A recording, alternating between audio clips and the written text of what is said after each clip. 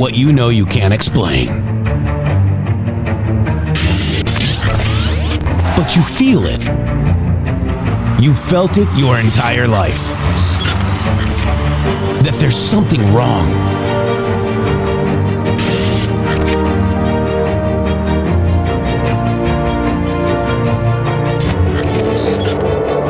You don't know what it is, but it's there.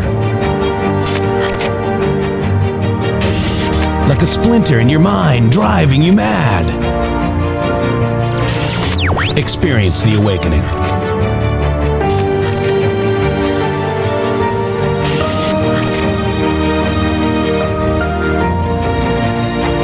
Brilliant anonymous researchers.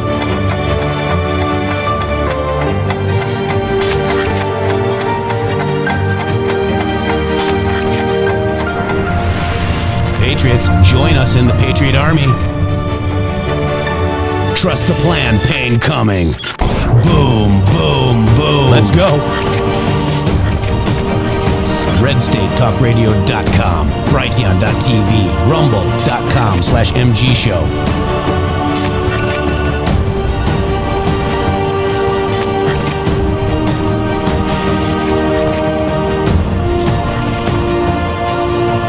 The end won't be for everyone. That choice to know will be yours.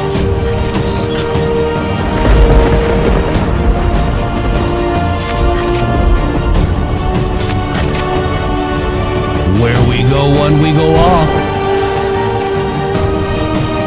Fight, fight, fight, and fight we will. We fight every day right here on the MG Show.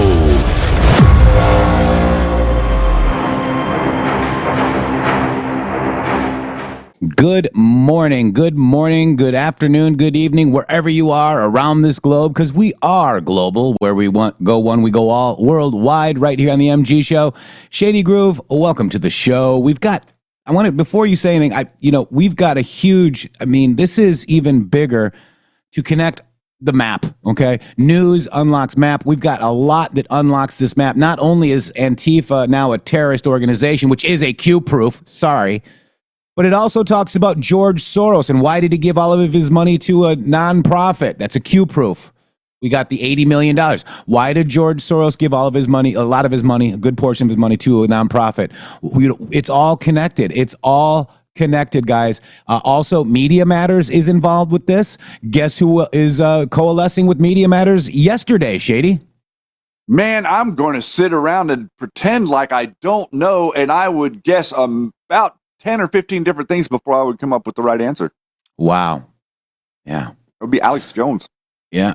Alex Jones, which is Stone and Flynn. And Corsi is now traveling with Flynn. Did you see that? I did. And they're all over there. They're worked up about the elections again. Boy, oh boy, we got these military hands, all like Mossad hands, just itching to get a hold of your elections. Itching. Welcome, everybody. Thank you so much for joining us here on Thursday. We are so excited to be here, and we're so excited to be here because literally what it is that we have been waiting for since we started doing this broadcast is occurring in front of us today, literally every day as we come on the air to broadcast. This is exactly what it was that we wanted to be reporting on to you, and the reason that we started doing what we're doing, because this is the Great Awakening. This is America realizing that there is a systemic problem, guys. And whenever Q explained to you, why would you interrupt the enemy while it was in the process of destroying itself?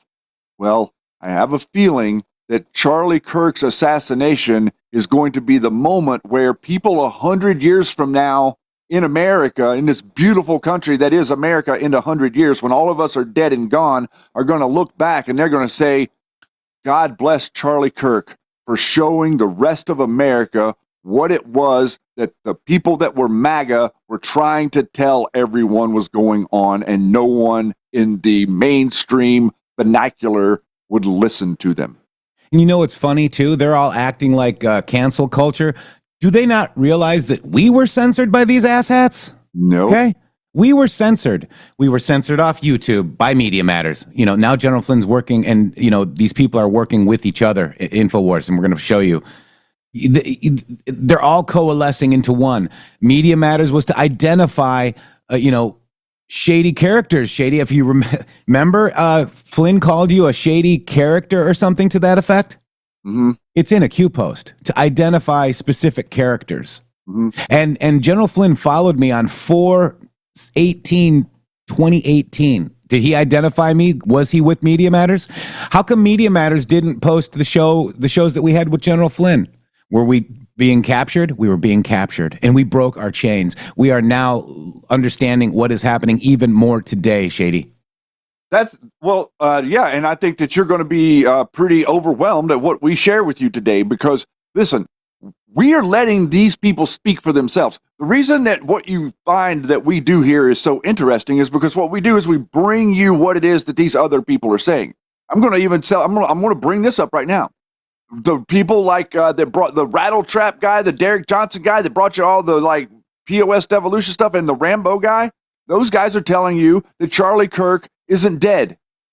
Okay, I watched. Let me tell that to Erica Kirk with the straight face. I watched yesterday. I watched the video. I think it was you that posted it of the gentleman that was in the car with Charlie.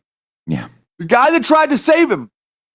You want to tell me that this guy is playing with us, and you want to tell me that this guy is lying about like watching his friend bleed out as they're driving through intersections with the door open because Charlie Kirk's body was so big he couldn't fit in the back of the SUV?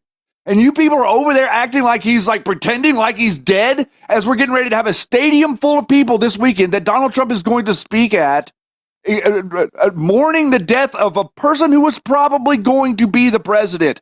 These people are not like me. I don't know what they are. I don't know where they came from. They weren't around for Q or any of the stuff to do with Q, but they came after with the whole Charlie Ward layer that happened. I don't know who these people are, guys. And I don't know what it is, but I'm telling you, it is part of this military-industrial complex psychological operation against you because it demoralizes people. People start to believe this stuff, and they think, Charlie Kirk's not really dead. Therefore, you don't really adjust your reality to recognize that the guy was shot in the neck in front of God and everybody. It's crazy, man. Let's listen to Christian author Frank Turek, who was in the car with Charlie Kirk. Good God, prepare yourself. Let's just play it. I love you. There. Now, here's what Erica wants me to relate on Sunday. This is going to be the hard part, but maybe also the comforting part. Charlie Kirk was literally like a son to me. I have 3 sons. He was like my 4th son. My 3 sons are a little bit older than Charlie. He was like my 4th son. So when he was hit, if your son got hit, what would you do? What would you do? I got in the car.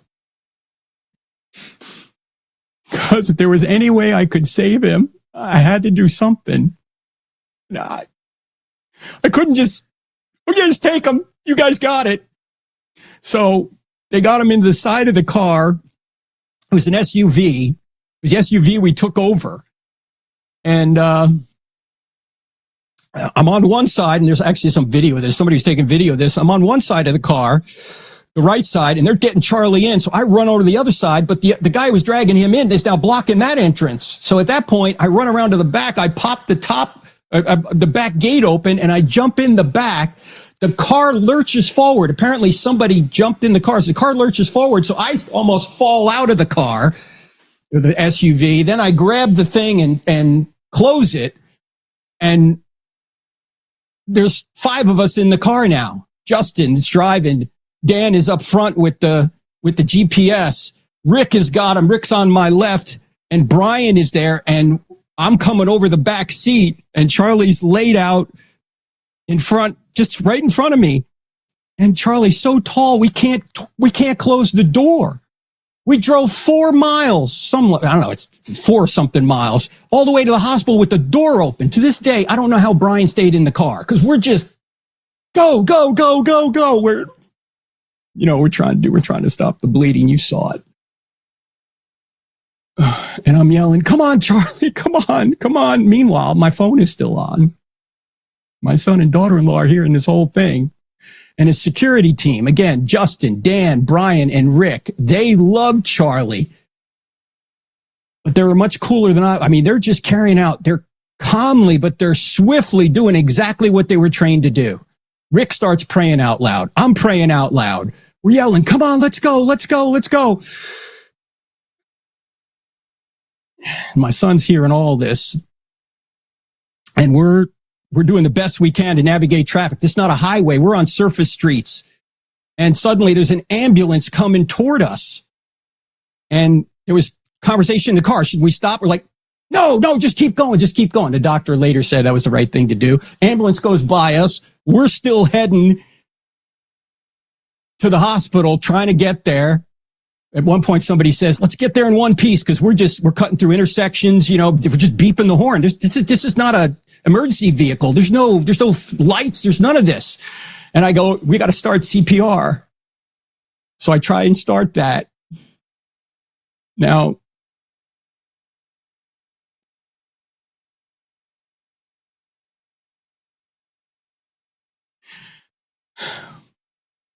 Charlie wasn't there. His eyes were fixed. He wasn't looking at me. He was looking past me right into eternity. He was with Jesus already. He was killed instantly and felt absolutely no pain. That's what I was told later. But of course, we had to try. And by the way, there was just nothing any of us could do about it. We were giving him CPR, but nothing was happening.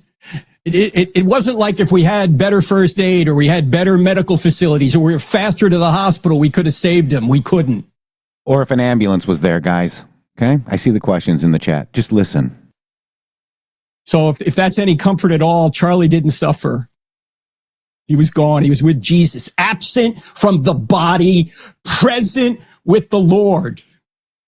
That's where he was. Now, it is true, when we got to the hospital and they started working on him right away, they did get a pulse back. And so Rick and I were just, everyone's praying. We're just praying for a miracle. We had a small sliver of hope. And the doctor later said that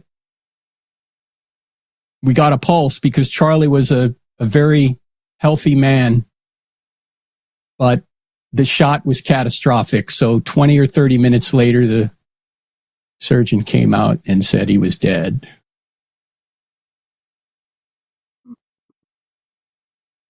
There you go, Rambo and friends. What do you just ask yourself, you little troll freaks, say what you're saying in front of Erica Kirk and her 2 children. You scumbags. Shady. My righteous indignation is going to go in my pocket. I'm really struggling to come up with how to be calm in a moment like this to, talking about stuff is fun, man. Like talking about making theories and saying things and saying, oh, well, what if some of that stuff, we do, it's okay to do it, but it's not okay to do what they're doing right now. And I don't care what anybody says. It's not okay. It's not okay. It's to me, Jeff, you can, I'm not speaking for you, but to me, what they're doing, these people that are claiming that Charlie Kirk wasn't killed, what they're doing is no different than these people over there that are celebrating his death. Why is that different? Why is that different than the people that are celebrating that he was murdered? The people who are saying that he wasn't. It's such a disservice to the moment, to the life that we're living, to our reality, to who we are as America, to what it means to be America. What it means to be American. Like, this guy is not somebody that was holding an office and wielding some sort of power over people. He was a guy that was he would shut up everybody. The craziest looking people that you could possibly imagine would walk up to that microphone, and the people would start to laugh at them and make fun of them and mock them. And Charlie would stop the crowd from doing that and say, no, you're going to listen to this person because they got the courage to walk to that microphone. What does Israel have to do with that? What does any of this stuff have to do with that? What the hell are you doing? Why is it not the same? Why is it not the same? Why are people taking to this and acting like this is real and spreading it around on the internet and gobbling up all this Alex Jones Israel nonsense that's you're being inundated with it from the people that just 3 weeks ago were saying that Donald Trump is burying the Epstein files because he's afraid of he's afraid of being exposed. And then they're working their way towards saying that Donald Trump had Charlie Kirk killed because of Israel. Guys, because Charlie Kirk was starting to figure it out about Mossad and Epstein and Trump. That's what they're saying, guys. I don't understand how we're tolerating this. I don't understand it for the life of me, man. I don't understand how people aren't smarter than this. I don't understand how we're the only show that stands up for the fucking truth. I'm tired of it, man. Tired of it. Pastor Shadowy says Dr. Frank Turek stresses logical thinking and eyewitness testimony. No wonder the shills hate the dude. Same reason they hate Charlie Kirk. Thank you, Pastor Shadowy. So there is no difference, okay? The Jews did not kill Charlie Kirk. In fact, it was a Mormon trans person that was a furry that, you know, was sympathetic to trans rights. They're lying to you. The media is even saying, we don't know what the motive is. We know what the motive is. We read the text message, but then people in our own Anon community don't believe the text messages. What the hell is going on with our community? I'm not part of it. I saw what I saw, okay? I saw that, and I know that the DNA of the shooter is on the gun, which means it's not Jewish. He's a Mormon. Okay, he was a radicalized far-left lunatic that was triggered by stochastic terrorism from the Democrat Party. Okay, not Trump's words, their words. This is absolutely effing ridiculous what is happening, and you are dishonoring Charlie Kirk. You are dishonoring President Trump. You are dishonoring this movement by pushing such bullshit claims.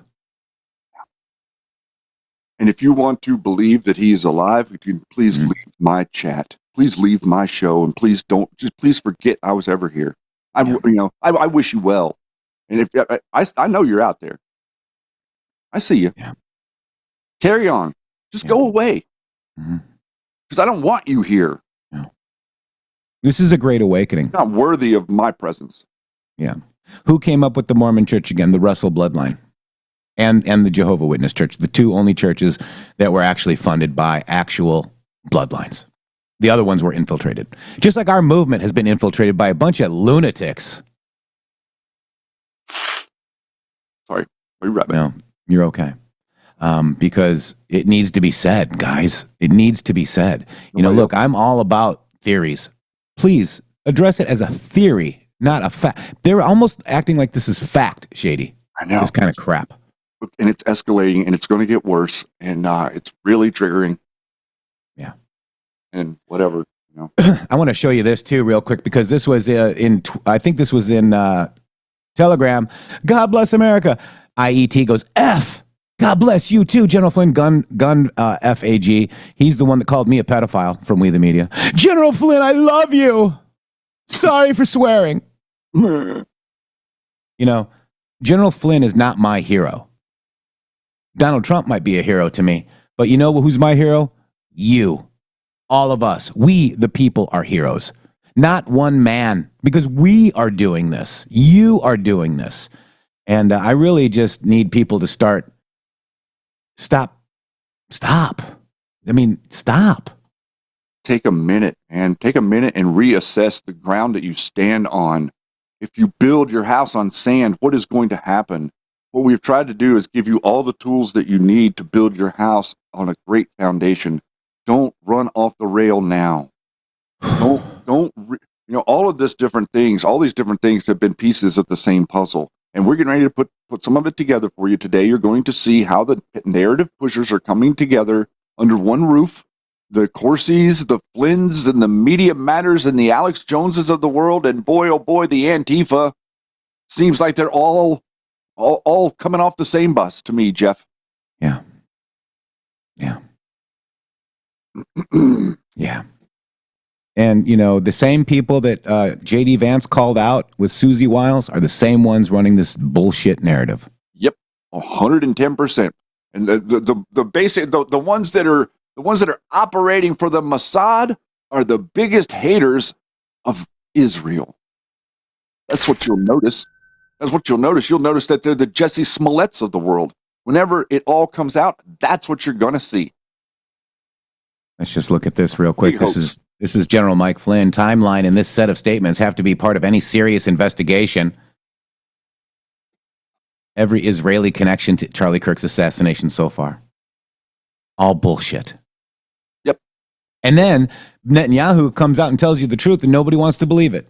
Like, look, we are saving Israel for last, and this isn't the reason. Mm-mm.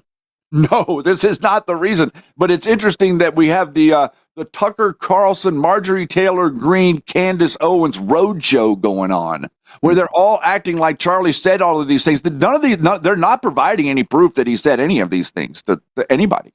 They're just like going with it. And now, now Alex Jones picking it up, and he was going with it all day yesterday, and then at the end of the day, he's making posts saying that, I don't think that Israel is behind all this. So what you're seeing is that they're doing both. And then Candace Owens is coming out and said, I didn't say it was Israel. Like they're completely gaslighting. They're 100% back and forth. They're batting you. This is the analogy that we try to share with people, and maybe I haven't said it in a long time. There's a ping pong table. The ping pong table is the left and the right. You're the ball, okay? You're the one they're beating back and forth. You have a choice to become the person that observes the room that the ping pong table is in and not be the ball. And right now, there's a lot of people that are being the ball with this Israel Charlie Kirk thing. Unbelievable, guys. It's unbelievable, dude. So here's Alex Jones in another wild psyop. Just had Max Blumenthal on his show, okay? This is a big deal. Yeah. And if you don't think it's a big deal, I'm going to eat your neighbor. Okay? Breaking exclusive. Investigative journalist Max Blumenthal says White House scorches sources, because they're good. Yeah. They told him that Trump fears assassination from Israel's Benjamin Netanyahu. Trump concerns intensifies recently with the Secret Service discovered planted surveillance devices inside their emergency. Wow. Yeah. This guy right here, he's got to be a big deal. He is. He works for Media Matters. He was a journalist tied to Media Matters. What? Yeah, Al Jazeera, other sketchy, places. So now we got my show, Alex Jones, Eat Your Neighbors, and Media Matters working together and agreeing. Yeah. Wow. Yeah. That seems very interesting considering our run with Media Matters here. Now, tie that all together. Wow, boy. You got Media Matters, so let's just go look. Let's go to the tape, Shady. As we always say. Roll the tape. Let's go to the map. Okay? Let's type in Media Matters. Okay? Let's do that first. Then we're going to cover the Q post on Antifa. So this is Media Matters, okay? Talking about this, blah, blah, blah. The Clinton surrogate group. Media Matters. Okay? No evidence this Miss Aberdeen and her family ties to Muslim Brotherhood. To debunk the evidence, Media Matters pointed to a Snopes fact-check piece, okay? Media Matters. Media Matters, okay? That was posted twice, and then he said, Senator McCain and others, blah, blah, blah. Why is this relevant, okay? Why is all this relevant? So we knew, welcome to the mainstream. This is to you and I, Shady. Actual true Q followers. We knew this day would come. Glimpse what to expect. POTUS's Twitter comments, liberal Democrats, fake news worldwide, fake MAGA supporters, bandwagon shills, paid shills, Media Matters, Intel infiltration, negative dissemination, MSM infiltration, negative dissemination, Twitter bot attack, Twitter controls and directs fake accounts. Facebook, Twitter, etc. create massive amounts of fake user accounts for SP, fake user growth percentage, bot use, etc. All activated past 24 hours. When was this? 8/2/2018. And Flynn followed me on 4/19/2018. Okay. Full attack mode, brute force, false violent narrative push. Ask yourself why. Enjoy the show. Boom, boom, boom. Why did NBC have a confidential con call yesterday with a few of its news affiliates regarding the need to remove potentially sensitive tweets? Panic at NBC News? Has Media Matters been hired to locate and identify potentially sensitive tweets from known characters? Shady character? The more you know. ...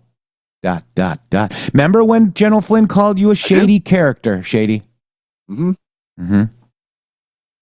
If we are merely a LARP asking questions on the chans, why are we being attacked daily by some of the world's biggest media companies, social media companies, deliberately applying censorship, banning shills, paid inserted to disrupt Media Matters, blue check mark, coordinated attacks, etc. All for a conspiracy on the chans? All for a live action role play? That's what LARP means if you don't know. All for a LARP. Why is there a constant flow of disinformation being pushed regarding Q? General Flynn trolls. Example, disinformation push regarding Mueller is a white hat that came out of We the Media. Yep. Okay. Fake and false narrative. Think blockade. When you can't attack the information directly, you attack the source. If that fails, you create false, misleading information to discredit knowing, select unaware followers would not take time to self-corroborate the claims. The same vehicle tactics used by the fake news media. Logical thinking always wins. Nothing can stop what is coming. As the targets turn to the other side, the attacks will intensify. We have the source. Q. Boy, oh boy, does that read so much crazier today, doesn't it? Yeah. Wow. Known characters, Shady. Yeah, and the real network that is working to degrade the message. So you can see clearly there what Q was explaining. You can see clearly with that post that Q knew that the message that Q was putting out was going to get distorted and twisted and absolutely wrung out through the machine because they couldn't figure out who Q was, and they were in a catch-22 because they couldn't say that Q was part of Trump. You see? They had to disassociate it with Trump, even though they were trying to associate it with Donald Trump. You see what I'm saying? And so they couldn't do both, because if they were to associate it with Donald Trump, it would mean that the president of the United States is putting out information to the public, which he's allowed to do, and everybody would redirect their attention to it because Donald Trump is putting out information. So this is a Q post in 2018, 9/6/2018. Twitter blocks Jones permanently. Breaking, Twitter bans Alex Jones permanently after ambush on Jack Dorsey. There's a lot more to this than you realize. Think collective attacks versus Q. Media That Matters. is still here today. Collective attacks is Flynn saying, Q is a psyop! Yeah. Collective attacks is Alex Jones saying, oh, the royalty of Q! Roger Stone saying, oh, well, don't try to fight them. We just try to make as much money off of them as we can. Yeah. You see, that's the way they treated you and Q, because they had no clue how to operate around the commander-in-chief sharing information with you that undermines their little clickbait cult-like narratives everywhere. So we've all been blinded for too long. Alex Jones is not alternative media. He is a traitor. He makes us all look crazy. F him. Eat your neighbor. Okay? Time to move on. Big week ahead. Alex Jones, performance artist, attorney says. Yes. His Texas child custody. His wife said that too. Yeah. His wife's claimed that he is a performance artist in their lawsuit. He's not a news guy. He's an elaborate hoax is what he is. Then we'll look up Infowars, right? Let's see what we get here. There's a lot more to this than you realize. Think collective attacks versus Q. They attack AJ to give them fake credibility amongst POTUS supporting patriots, thus poisoning the water and directing the narrative of the opposition through the MOS, Mossad supported asset, aka Alex Jones. All team effort, coordinated collective attacks with pawns and actors serving black hat agenda and attempting to control and divide the patriots. Attacks will come from all sides. Control and divide. Think Mueller. Who is testifying before Mueller tomorrow? That was Jerome Corsi. Forensic data analysis on phones and other computers. This is not about Guccifer 2.0. Roger Stone. Which is a stone op, yep. What happens if Mueller proves Free Speech Systems LLC, aka Infowars, is linked to a foreign intel agency and or another non-domestic entity? How can the left use that information to divide and censor the right? Why are affiliates of Infowars constantly attacking Q? Who is pulling the strings? Blank. And right there in that post, it explains to you that speech Infowars is being funded in the same way that Arabella Advisors is being funded. Yeah. And Patrick Byrne and General Flynn, they're all utilizing the same ability. It's like the 501c4 is a superhighway. You know, like you get the superhighway set up, and then traffic moves unimpeded constantly through the superhighway. The money comes in, so it doesn't really matter. You know, we were talking about this with the corporations and the payeurs and the different companies that end up losing money. It doesn't really matter that they lose money because they're all part of the trust. So it was the same thing with these guys. Doesn't really matter whether or not they're taking in donations from you. That's all like the cherry on top. They're already getting the millions of dollars from Qatar or wherever the hell else it is around the world, George Soros funded organizations that's sending it to them. You're going to tell me that Patrick Byrne built this whole network, was like this early guy and built Bitcoin and did all of these different things that he did? But oh no, all of his LLCs, hundreds and hundreds and hundreds of LLCs that Patrick Byrne had are fine, but Hunter Biden and Joe Biden's LLCs, well, those are bad. All right, so Z4FM 583411. I was getting to that. Good post on there. And we're going to go to that because it ties this all together. Mm-hmm. Think George Soros. Think giving his money to NGOs. Think Infowars. Think Media Matters. And now Infowars and Media Matters are on the same show with General Flynn and Stone as well. And Vandersteel attacking Trump. 3411. You are witnessing the greatest coordinated misinformation attack campaign ever to be launched against the public.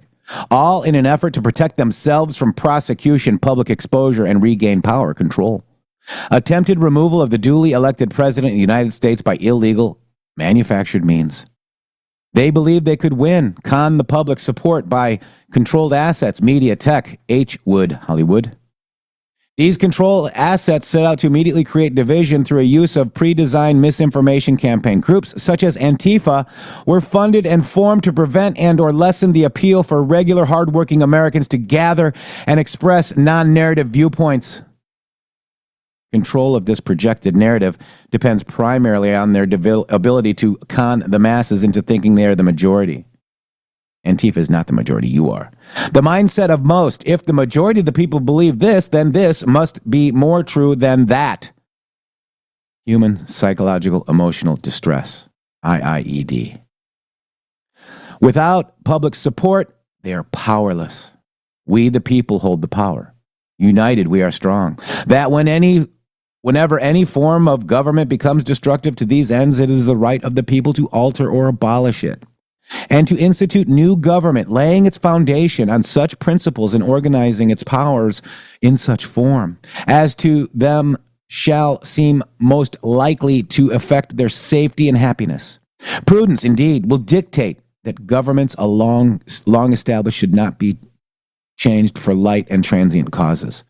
And accordingly, all experience hath shown that mankind are more disposed to suffer, while evils are sufferable than to right themselves by abolishing the forms to which they are accustomed. But when a long train of abuses and usurpations pursuing invariably the same object evinces a design to reduce them under absolute despotism, it is their right, it is their duty to throw off such government and to provide a new guards for their future security. You are witnessing the systematic destruction of the old guard. Q. Wow.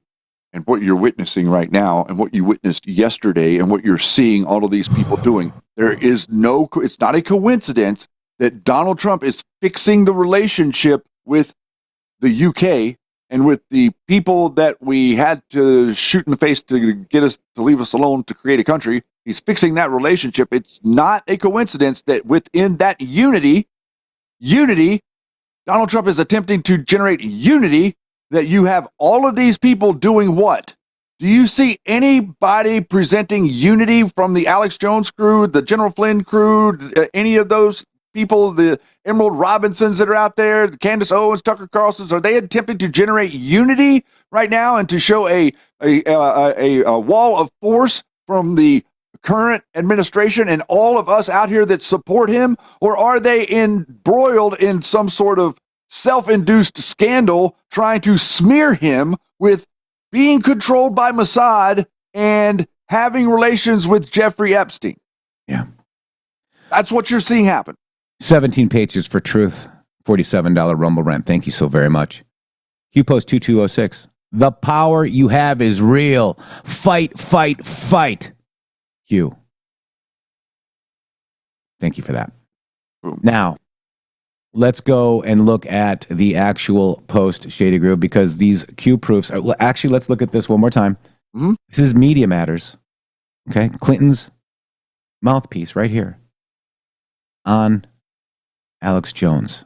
Okay. Breaking exclusive. With a story about like how what Trump is doing is connected to Israel. Yeah. Look at this.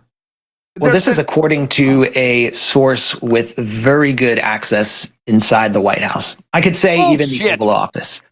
That on 2 separate occasions this year, Israel was caught placing surveillance or electronic devices on Secret Service emergency response vehicles. I'm only as good as my sources, because if I call up the Secret Service, I'm going to get some like desk guy who's going to tell me no comment. All right. This guy is a left-wing nut job, okay? Acting like he has a source inside the White House. Yeah. So that's Alex Jones is having him on because Alex Jones doesn't actually have any sources, and he's desperate as hell to come up with something to put on his stupid news channel because he doesn't have anybody from the CIA telling him what it is he has to falsely amplify or suppress today. So let's look at Max Blumenthal. This is crazy, dude. He's an American journalist, author, blogger, and filmmaker. He's a writer for The Nation, Alternet, Shady, The Daily Beast, Al Akbar, Mondevis, and Media Matters for America. And has contributed to Al Gore's little network, Al Jazeera English, the New York Times, the Los Angeles Times, and had been writing for the National Institute. He's a writing fellow of the National Institute. He's a regular contributor to Sputnik and RT. Sputnik. Sputnik. Wow. He served as an aide to Bill Clinton, for fuck's sake. And he's on Alex Jones. Come on. Telling us that he's got a source inside the White House that knows that Israel is planting devices on the emergency vehicles. Boy, oh boy, what a story. Let's get that out there to the public immediately. It works perfectly with this old Charlie Kirk thing, and Charlie Kirk's being controlled. Even Benjamin Netanyahu put out a video yesterday. And like guys said, like this is what the our whole movement is triggered by that, by the way. Oh, I know. Not my movement. I am separating myself from these people that have Q's in their names and are disparaging Q.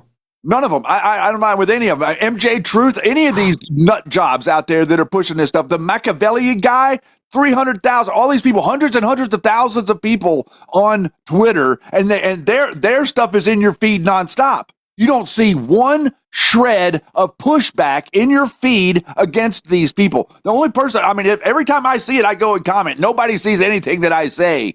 But I'm trying to, to make the comment to these people to show what an idiot they are.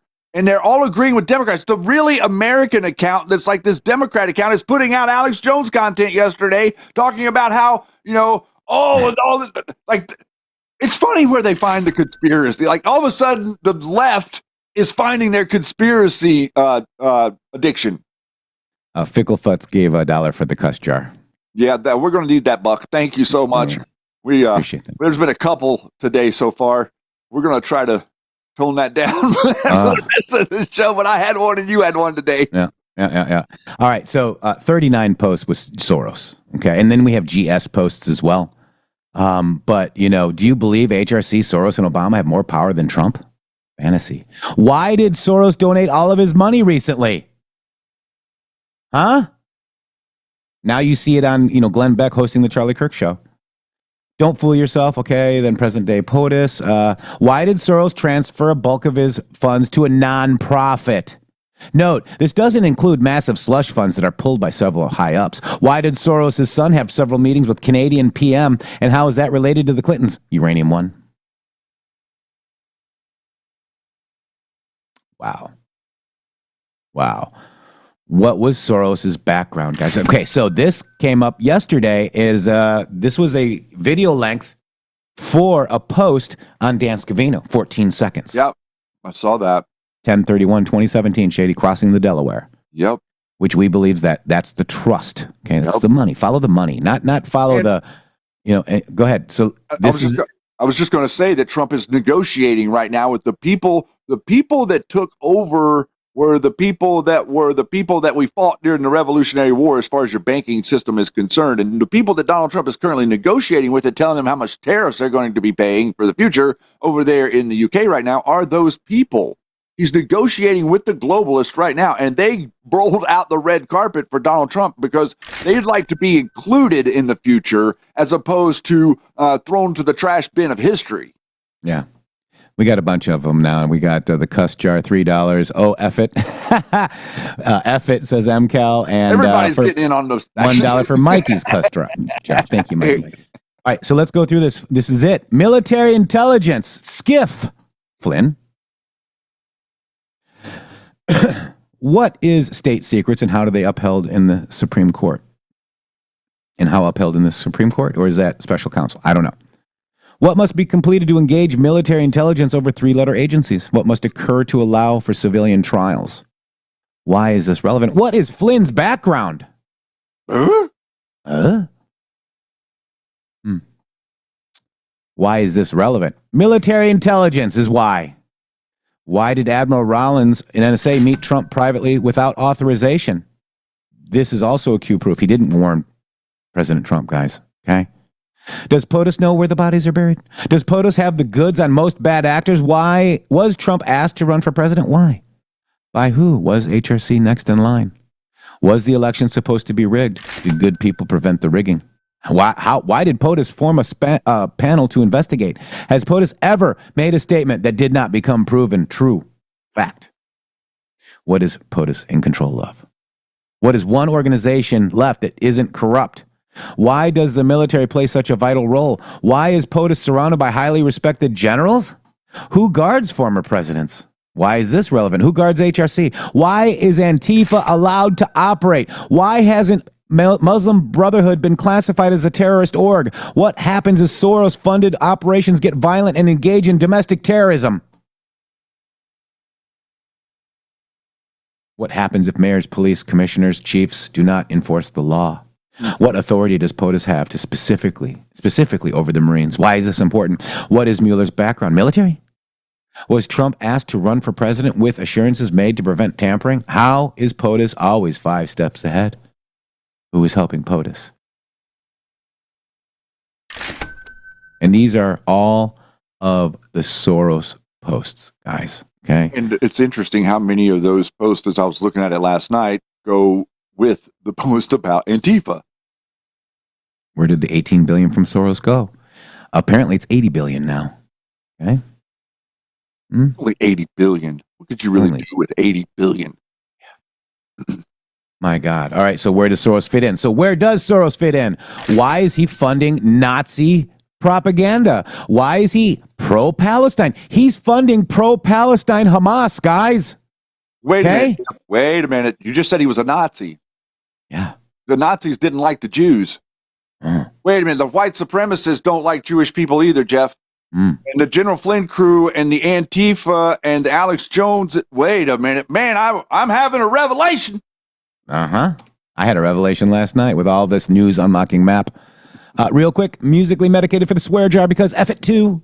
Mary, I'm not swearing, but sometimes it's a release. Swear away, guy. Thank you so much. Appreciate that. EMP hands 1 subscription. Thank you. Shift into the high explicit language. Lydia, you're the best truth tellers on the planet. Thank you. Thank you, Lydia. Love you, Lydia. Our dear friend. We love you too. Such language. I'm blushing. Thank you, Mickey B. So this was a post that I did way back in the day, May 29th, 2018. And Soros' son did an article on this post and had me in it. Okay. Let's listen to George Soros from his own mouth. Okay. People always make all these excuses. This is him right from his mouth. And being 14 years old at George Soros' age, 14 is a man at that time, guys. Just going to tell you right now. Okay. You make your own decisions. Listen to what he says. I was 14 years old. And I would say that that's when my character was made. In what way? That one should think ahead, one should understand and anticipate events. One one is threatened. It was a tremendous threat of evil. I mean, it was a very personal experience of evil. My understanding is that you went out with this protector of yours who swore that you were his adopted godson. Yes. Went out, in fact, and helped in the confiscation of property from the Jews. That's right. I mean, that sounds like an experience that would send lots of people to the psychiatric couch for many, many years. Was it difficult? Not at all. Not at all. Maybe as a child you don't see the connection, but it created no problem at all. No feeling of guilt. No. For example, that I'm Jewish, and here I am watching these people go. I could just as easily be there. I should be there. None of that. Well, of course, I could be on the other side, or I could be the one from whom the thing is being taken away. But there was no sense that I shouldn't be there, because that was... well, actually, funny way, it's just like in markets, that if I weren't there, of course I wasn't doing it, but somebody else would be taking it away anyhow. In other words, whether I was there or not, I was only a spectator, the property was being taken away. So I had no role in taking away that property. So I had no sense of guilt. Let that sink in. Yeah. Because that right there gives you the perfect example of what these people that we have been talking about, General Flynn, Alex Jones, Roger Stone, you are sheep to them. Say it again. You are sheep to them. What that means is they are elite minded. They are minded in the elite or the aristocracy. They, in their heads, when they wake up every morning, they try to figure out how they can lord over their manor better. Okay? That's the difference between them and us. That's the difference between being an American and being a globalist. And what's at the core of it that they're trying to protect is that all of their foreign business dealings and contracts, from the Congress all the way through to your military, whether it's Flynn or Milley, every single one of them want to protect the deals that they have made with foreign countries through subversive nature and the Patriot Act and a number of other things over the last 25 years. That's what Trump is taking apart, and Trump is defunding them. And so if you pay attention, you will see that they aren't very happy about that. It makes them aggravated whenever they look into the mailbox, Jeff, and the checks aren't there. Yeah. Yeah. And you should hear some old Alex Jones talking about the Jews attacking the Palestinians and all this other stuff, man. I mean, it's disgusting what he used to do on the air. Susie Q, thank God for you, but thank God for you. That was a $10 Rumble rant. Appreciate that so very much. Yeah. So let me just do this real quick. Let's do this real quick, Shady Groove. What do we got?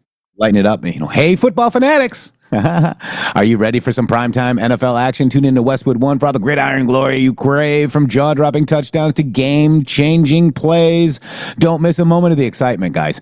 Every catch, every snap, every tackle, every victory on Westwood One. You can listen to the NFL on the NFL app, on Westwood One Sports app, on westwoodonesports.com, or via Westwood One station streams, or by asking Alexa to open Westwood One Sports. If it's the NFL, it's on Westwood One. Nice. Yeah, get over to Westwood One.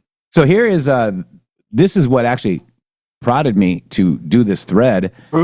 Sorry to have tweeted incorrect info about you. Please forgive me. By the way, George Soros is a Nazi who turned in his fellow Jews to be murdered in German concentration camps and stole their wealth. Were you aware of that? But we all make mistakes. And she was fired from her own show.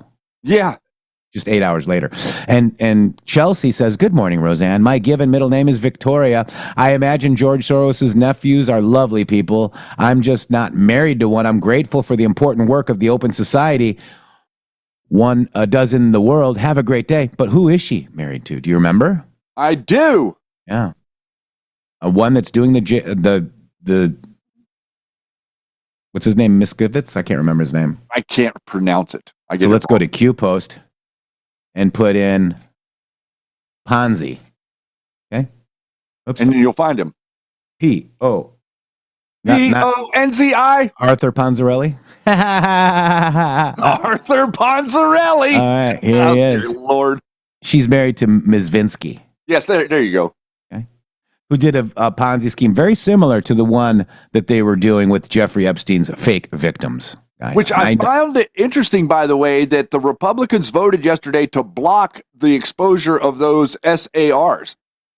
I don't know if you we didn't talk about this, but yesterday they were trying to get a motion passed to release the suspicious activity reports that the banks had come up on the couple of $1.5 billion associated with Jeffrey Epstein's estate, and a number of the Republicans came out and said no to that. I found that kind of interesting. Because they were the investors, probably. Considering, this Ponzi scheme thing that we're talking about, because the money would have gotten divvied up between everybody that knew about it, right? So, shh, mum's the word. Mum. Yeah, so if you don't know what I'm talking about, I think I discussed it yesterday. We briefly touched on it yesterday. On it. Maybe a week and a half ago we had the... Yeah. So you're going to find out, and it's a scam, guys. All right, so where are we at? So Donald Trump then... he goes and posts a pesky Q-proof, Shady Groove. We actually have a pesky Q-proof, don't we, Shady? Yeah, we definitely do. And, those things, they're almost like a porcupine sometimes. Yeah. Let's go ahead and let me find it since I can't. All right, so here's another one real quick. This is time to reread this. This is from Rebel Valkyrie. You think George Soros pays for Antifa out of his own pocket? The hole is deep. Feel sick yet? Okay. That's also, if you go to here, she'll give you the Antifa posts. There they all are. There's 50 of them. This is a major Q-proof, guys, because what happened? Donald Trump said, I am pleased to inform our many USA patriots that I am designating Antifa a sick, dangerous, radical left disaster and as a major terrorist organization. I will also be strongly recommending that those funding Antifa will be thoroughly investigated in accordance with the highest legal standards and practices. Thank you for your attention to this matter. We've known a long time. Nora Hathison, you guys are on fire. $20 Rumble rant. Thank you so very much. So let's just take a time out real quick. I don't know if Alchemist Zach is here, but... What? Yeah. What are you going to talk about Alchemist Zach for? I don't know. I understand. I love that guy, by the way. I love that guy, too. So he wants me to give a shout-out to his soon-to-be wifey if she says yes. Lexi. What? Hey, Lexi. You are hanging out with our friend Alchemist Zach, and we love him so very much. You are... probably knowing that he's an amazing man. He's been very supportive. We've gone through a lot together in this great awakening. We bumped wieners. Well, don't tell Lexi that.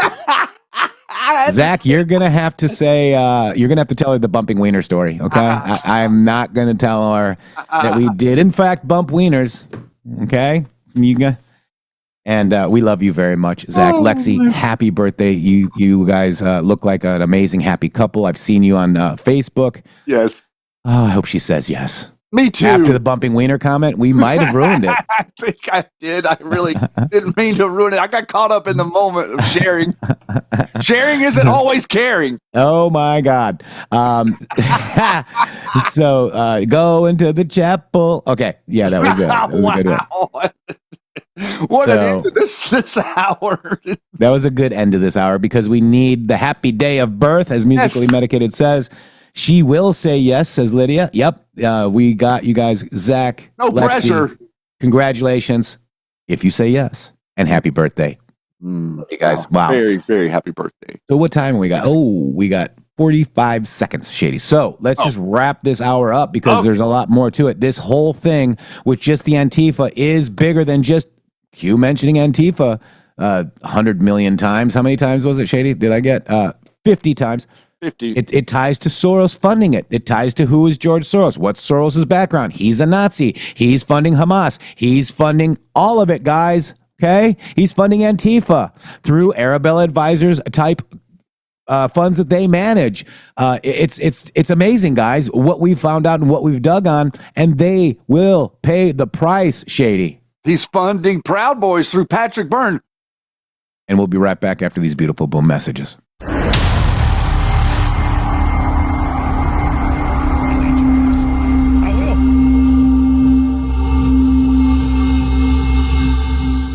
Hello to all of you beautiful patriots out there. First of all, let me just thank you all for supporting this show. We wouldn't be here without you. But I have a huge announcement regarding donations. It has come to our attention that using the Rumble app is taking an additional 30% of your donation to the show. Let me explain. According to our TOS, Rumble takes 20% of all donations made through the web browser. And that's a 20%. It's a good deal if you consider other platforms like YouTube and such. There is a hidden cost that we just found out. For example, we received the generous $500 donation from Spill Tea, and thank you so much for that, from the Rumble app on Apple.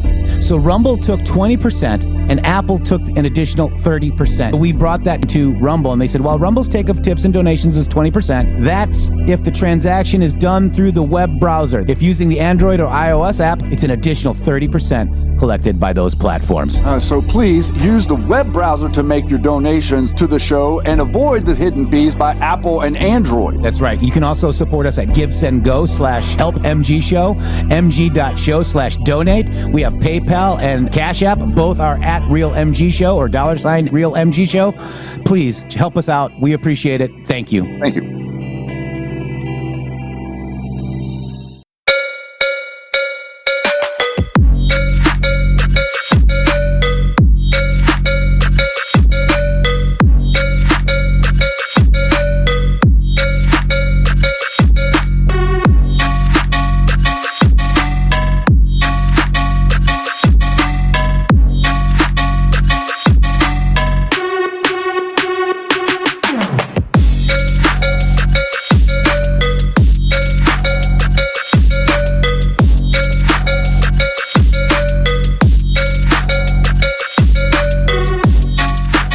I'm excited to announce that we're having our biggest 3-in-1 sale ever with a limited edition product, a back in stock special, and a closeout deal you won't find anywhere else. So go to mypillow.com or call the number on your screen. Use your promo code to get our MyPillow bed sheets only $29.88. Any color, any style, any size, even kings, regular $119.98, only $29.88. Once they're gone for good. How about our My Towels? They're finally back in stock, but not for long. Get a 6-piece My Towel set, regular $69.98, now only $39.98. And for the first time and the only time ever, get our limited edition premium My Pillows. They're made with Giza cotton and designer gusset. Queen $17.98, Kings only $19.98. So go to mypillow.com or call the number on your screen. Use your promo code to get the best offers ever. Quantities are extremely limited, so order now. Go to mypillow.com or call 800-873-0478 and use promo code MGSHOW. Use your promo code for the best offers ever. Quantities are extremely limited, so order now.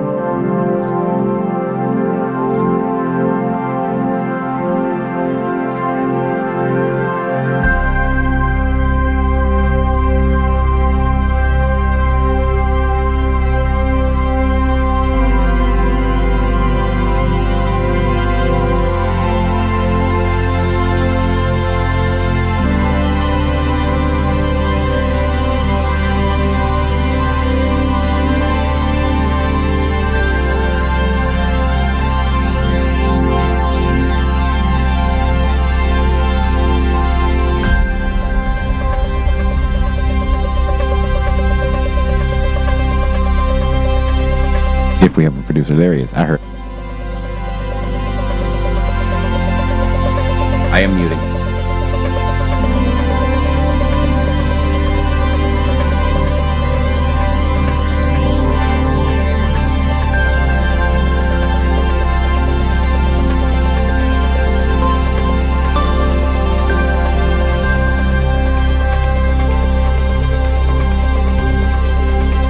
Welcome back. And breaking news, Turning Point has unanimously elected Erica Kirk as the new CEO and chairman of the board for Turning Point. Let's go. Well, this fall we had a unique idea that there's a consecutive semester calendar that happens to lead up perfectly towards the general election date of November 4th. We said, why don't we create or sculpt 10 weeks of campus activism designed one overarching theme, big government sucks. I've honestly never seen a slogan resonate so well on a college campus in my entire life. It's catchy, it's what we college students say all the time. It's not like it's a foreign word for us, so it's in their language every day, so they're used to it. Big Government Sucks was actually received very well on campus. The students would stop, they would see sucks, and they would come over to the table immediately. It was a huge deal for them. They thought it was different than anything they had seen on campus. But when you say something that's so straightforward and simple, the message really makes sense, and it is something they agree with. I'm happy that we embraced that message, that wording, because it's phenomenal. I've never had the ability to talk to so many students and reach so many people that were truly interested in what we had to say and what we had to offer. The different weeks include Capitalism Cures, Constitution Week, Free Speech Week, which was involved in Constitution Week, Youth Depression Week, No to Obamacare Week. All these different themes were under the overarching theme, Big Government Sucks. They have such a negative concept of capitalism, and it was great to clear those misconceptions up and to say you can support capitalism and you can support the poor. In fact, supporting one supports the other. A lot of students, it had never occurred to them. The intrusive bureaucracies, the intrusive nature of bureaucracy such as the IRS and the NSA. A lot of college students are interested in that subject because they come out of high school leaving their parents and on their own for the first time, and they want freedom and they want independence. So when they realize that the government is watching what they're texting, what they're Snapchatting, they don't want another parent. So we talked a lot about generational theft, and I thought that was a really great way to talk about an issue, because a lot of times we hear about the national debt.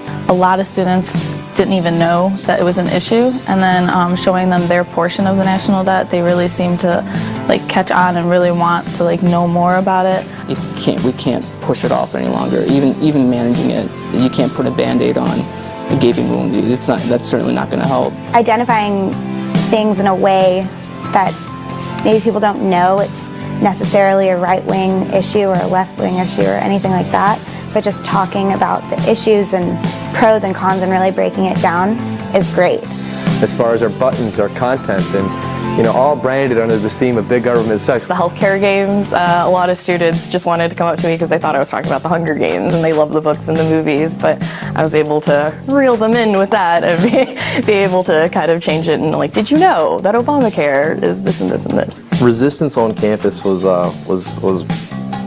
pretty futile. I faced a lot of opposition from not only teachers but police as well when I went to college campuses. When I was registering students to vote, I was threatened with arrest. We're not out there screaming at people trying to force our views on anyone. We want to talk policy. We want to talk real solutions. We'd rather have you disagree with us and know what we stand for than just not agree with us based on what's presented in the media. And throughout it, we were able to be plugged in to over 750 campuses nationwide, and our activists and our staff and our field coordinators were able to spread the message into areas where free market limited government values are never ever heard, and the response from young people and students has been overwhelming. It was coming down to the deadline for voter registration in North Carolina. Some people asked us if we could conduct some aggressive and targeted voter registration efforts. Through their unbelievable effort and working 12-hour days and sometimes driving hundreds of miles, they were able to register over 2,500 voters in North Carolina. That is only a testament and an example to why we are doing what we are doing. We're building something that's so cool,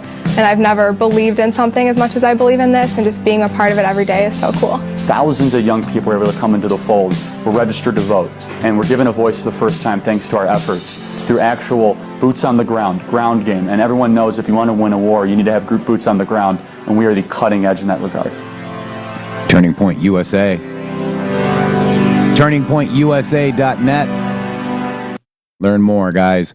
And, we want to try to help keep Charlie Kirk's, word out there, Shady Grove, because Erica Kirk is now taking over Turning Point USA, CEO, and the chairman of the board. Congratulations. And great news. It is great news, guys. And big government sucks. And big government does suck. That's part of the reason why we're here every day. That's part of what Q said too, was that big government sucks. And that's part of what this whole conversation is about, with all of us working together to realize that, now we make a statement, big government sucks. Now what? Now we're going to realize that we become more reliant on ourselves. We realize that we don't need, want, or care to really wonder what it is that the government wants or what the government says. And that's the way that we're supposed to live our lives. That, at the core of it, is what America is. America is not anarchy.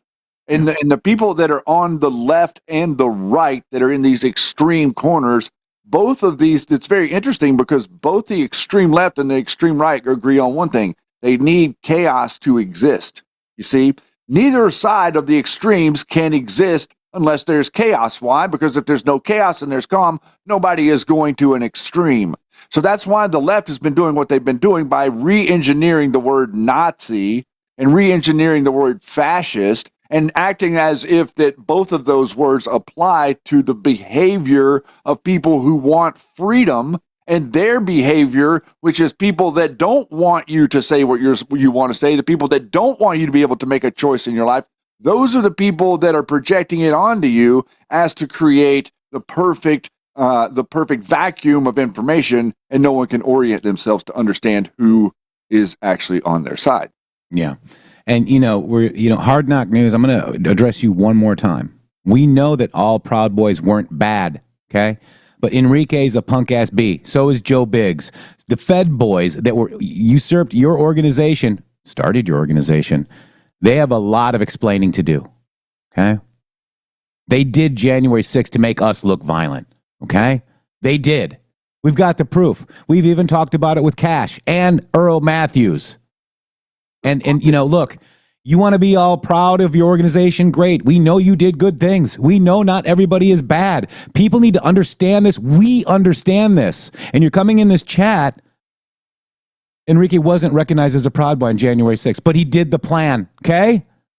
Stop it. Stop protecting the people that were evil in your organization. I've had it. You can leave.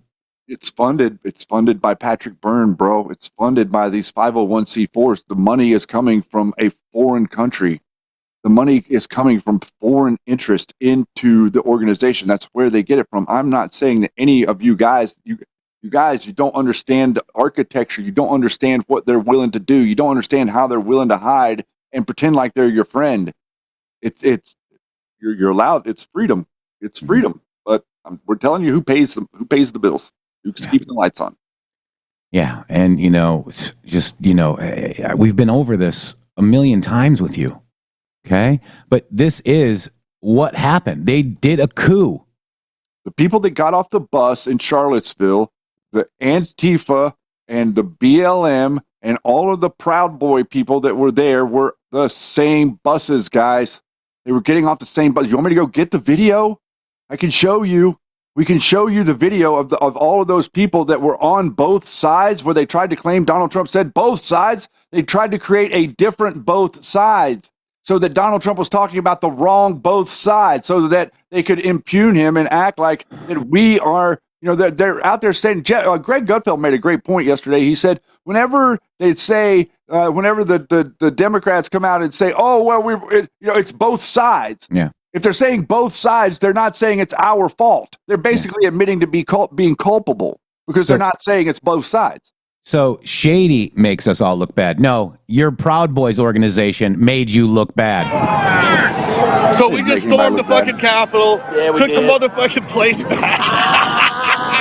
That was so much fun. So much America. So much America. More voters. January 6th will be a day in infamy. Yes, yes. But Shady, you made it look bad, okay? Okay, that's fine. That's fine. Goodbye. We've got so much more, and we've got the top DOD lawyer in the Pentagon understanding and on our side and understanding exactly what we saw. Okay. Please come back and apologize whenever the money dries up and there's no longer any organization to your group. In fact, CNN said it right. I do not support the Proud Boys. I don't. I do not support the Oath Keepers. I do not support Antifa. I do not support any of these federal insurrectionists. I don't either. Yeah. Every single one of them. Yeah. The only type of organization that you will even get me to come close to support would be the organized people of law enforcement and veterans that make up what would be considered the state-run militia groups that are in America. Those people are legitimate. Hang on. Those people are legitimately part of our constitutional republic because of their qualifications and because of their associations with the state, with the government of the state. Okay. There is a structure to these groups that are in the state militias. All of these other people are doing something else. Imagine that. Imagine that. So anyways, where are we at now, Shady Groove? I don't even know.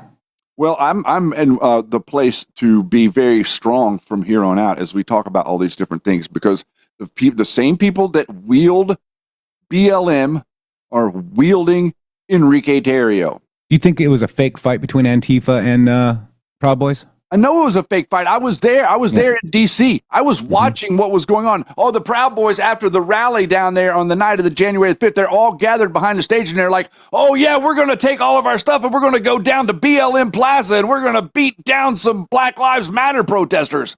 Like, that's what the Proud Boys were doing right there in front of me. I heard the conversation with my own two ears. So most Americans aren't, like, all geared up like a vigilante with a torch going down to, like, beat up on black people.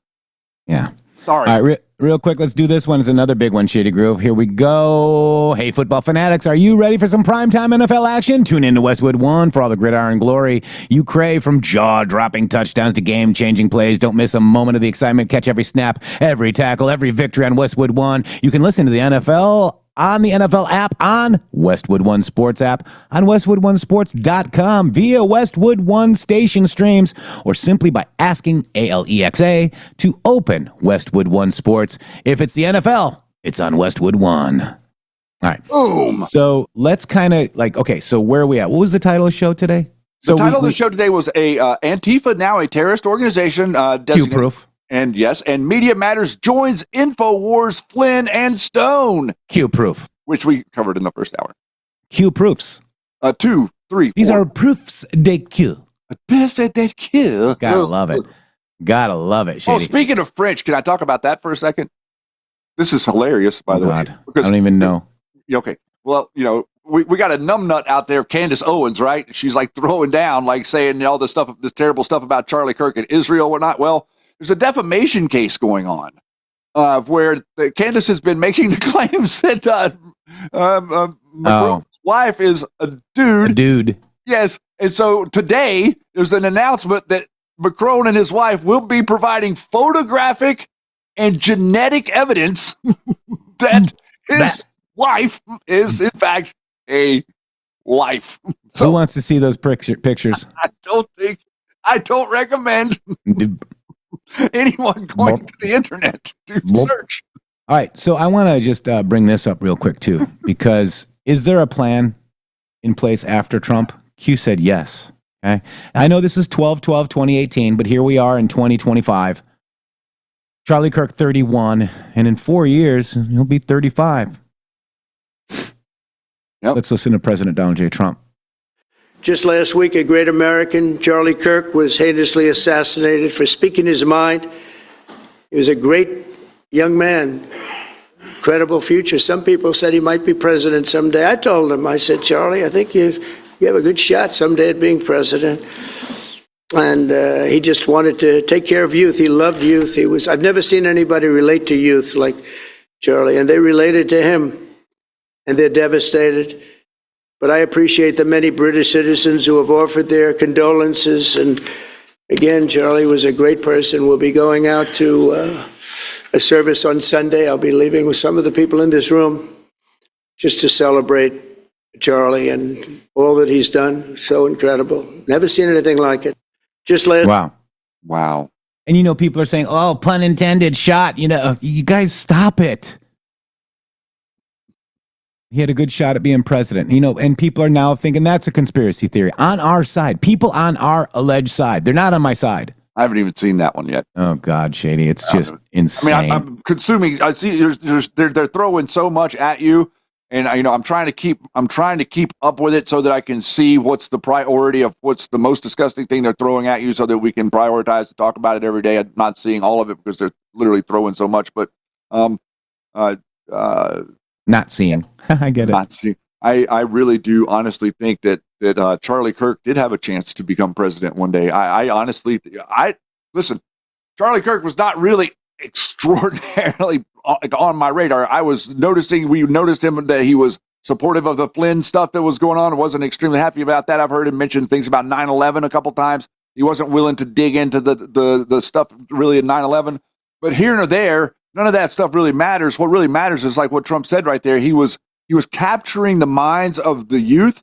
And, Jeff, we've even said a couple of times, like this is kind of like their JFK moment, but he wasn't the president. But isn't it interesting that we can still make that correlation? Like, because JFK was the president, more than likely a tremendous amount of that age group would have voted for him for president. They wanted him to be president. So essentially, in their minds, they were thinking that one day, we're going to get to vote for him for president. Yeah. And they kill him. So it is effectively for them a JFK moment in that regard, right? He was a leader to them. He was a faith leader. He wasn't just a political leader. He brought people to God. I mean, whenever he went to meet Jesus, boy, oh boy, the red carpet was laid out for that gentleman. Whenever he walked through, he may be disoriented a little bit whenever he got over there, but he was given carte blanche to the place. I'll probably attest to that. Yeah. Rest in peace, Charlie. We will honor your legacy here at the MG Show. We will. All right, so let's go to President Trump participating early this morning. A lot of you may not have seen it. Let's watch it together. It's a press conference with Prime Minister Keir Starmer. I was snoring. Yeah. Real quick, Sandy Star White says, no pictures. Okay, wait a minute. And Rev Rob says, Trump 2028. Let's do it. All right, here we go. Check it out. Boom. Mr. President, it's a pleasure to welcome you to Chequers. Right. This historic right is a moment to celebrate the unique bond between our two countries. But today we've gone far beyond that. We've renewed the special relationship for a new era. The United Kingdom and the United States stand together today as first partners on defence, first partners in trade, with the groundbreaking deal we struck in May, and now with the new agreement that we've just signed this afternoon. We're confirming our status as the first partners in science and technology, ready to define this century together, just as we did the last. This tech partnership has the power to change lives. It's our chance to ensure that technologies like AI, quantum, and others amplify human potential, solve problems, cure diseases, make us richer and freer, strengthen the cause of democracy, not tyranny. This is the territory on which the future will be won. So this partnership today is a signal of our determination to win this race together and to ensure it brings real benefits in jobs, in growth, in lower bills, to put more hard-earned cash in people's pockets at the end of each month. That's what we're determined to deliver. And we're bringing businesses with us. We've just come from a fantastic meeting with business leaders where we set out this vision. They have responded with new deals and investment, breaking every record that we have. £250 billion flowing both ways across the Atlantic. That is a record. Expected to create 15,000 jobs here in the United Kingdom. High-skilled jobs in cutting-edge sectors where people can build careers for the long term, changing lives in communities up and down our country. And look, while we shape this bond for a new era, the fundamentals have not changed.